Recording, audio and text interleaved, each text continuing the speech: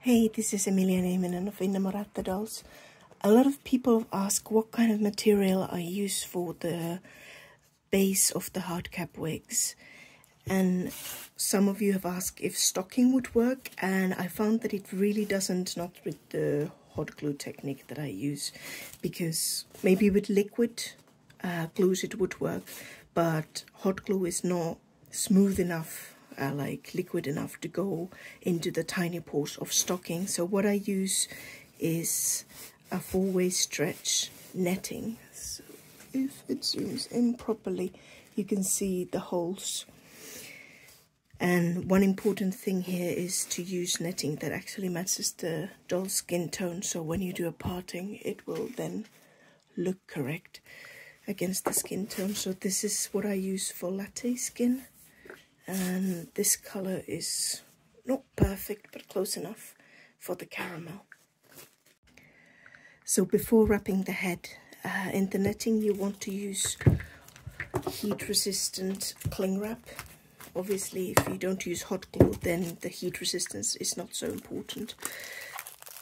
But this technique is dangerous to the face up. So as you can see, that my wig heads are a mess. So I definitely recommend having a separate head for wig making, or making the wigs before you start painting the doll. I think that's definitely safer. So just find a corner. I kind of put it on the bias, and then I just stretch it and roll. And then you need yarn that matches the skin tone. And then you just wrap tightly around the ears. Like that. There you go. So you get tight sideburn areas and everything is nice and flat.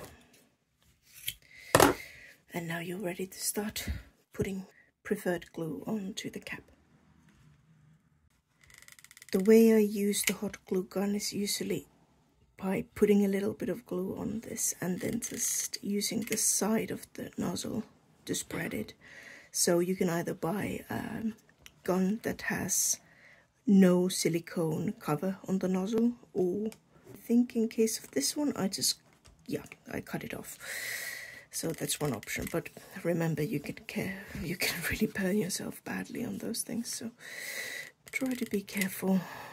The amount of times I burned myself is horrendous, but I'm using this technique because of my asthma, and all those nice Pateks and other brand glues that people use are just so triggering for me that I basically am unable to use any of those, which sucks.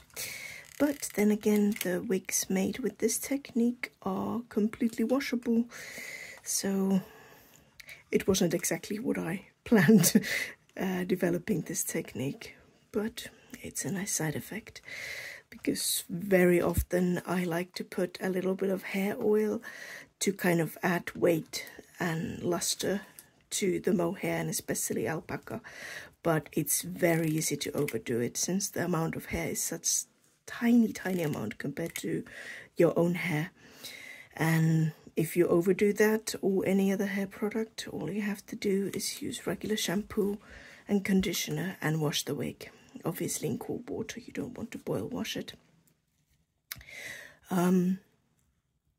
So the boil washing also means that you can't put curlers on a wig that is finished, because boil washing would melt the glue.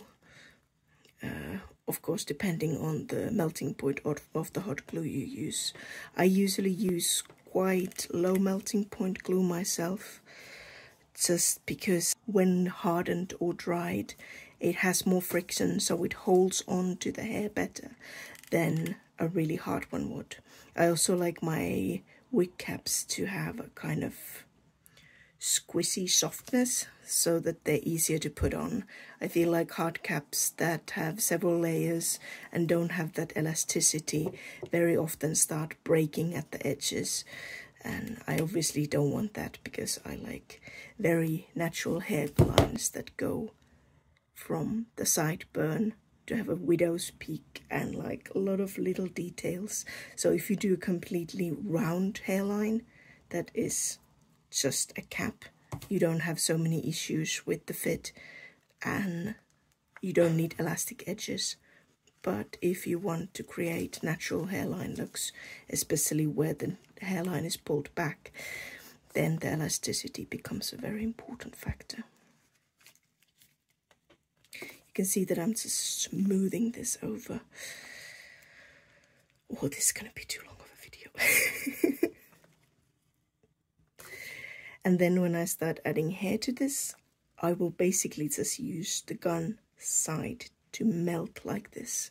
So not adding glue necessarily, but just using the warmth of the nozzle to melt things together. And that way you can keep things tidy. You don't get those long threads that hot glue often produces.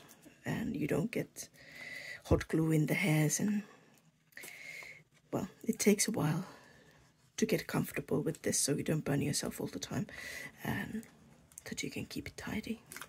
Okay, that's pretty much done. You don't really need to do the forehead very tidily because the hairline will be somewhere here. Okay, thank you for watching.